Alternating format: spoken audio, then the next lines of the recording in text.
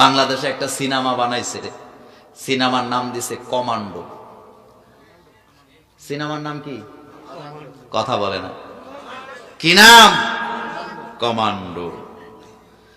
আমার বন্ধুগণ, এটার মধ্যে অভিনয় করছে দেব, মুসলমানের সন্তান। কি নাম? দেব। ছবির নাম কি? সবাই বলতে হবে। কমান্ডো নাম দিছে।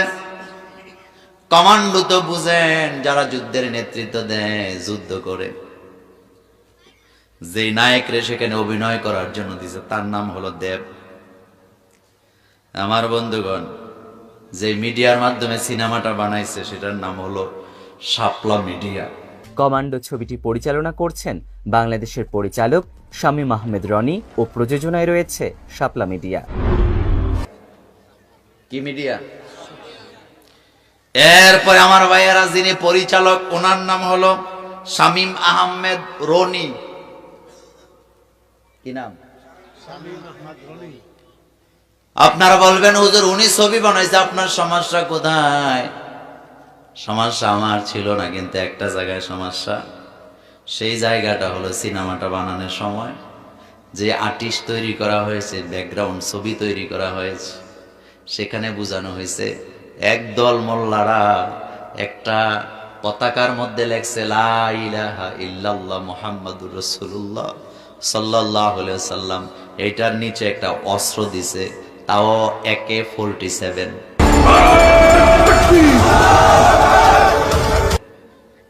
কি দিছে? সবাই বলে না। AK-47 দেওয়ার পরে এইটা যারা লালন পালন করে, তাদের বিরুদ্ধে যুদ্ধ করার জন্য দেবের কমান্ডো বানাইছে।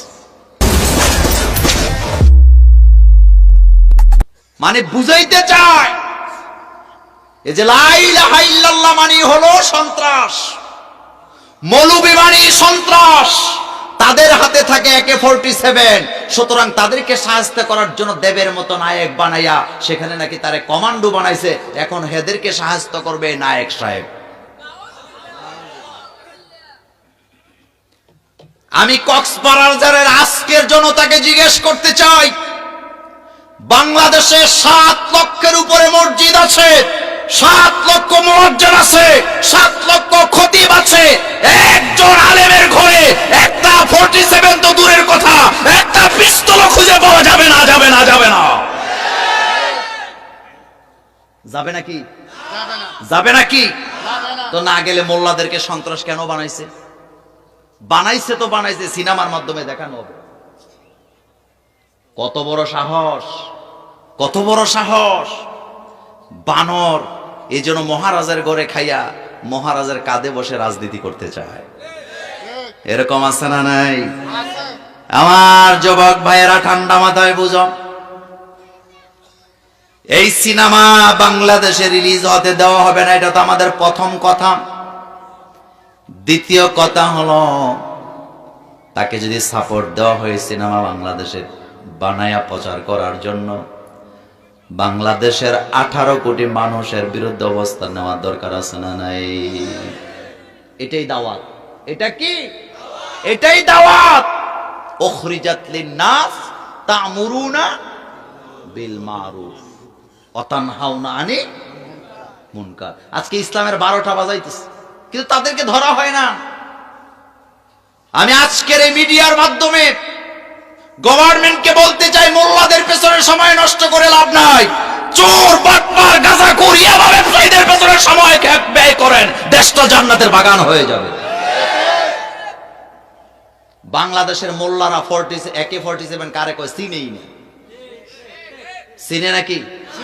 লা ইলাহা ইল্লাল্লাহ মুহাম্মাদুর রাসূলুল্লাহ এই শব্দের সাথে, এই শব্দের সাথে, এই বাক্যের সাথে, এই কালিমার সাথে সন্ত্রাসের কোনো সম্পর্ক নাই।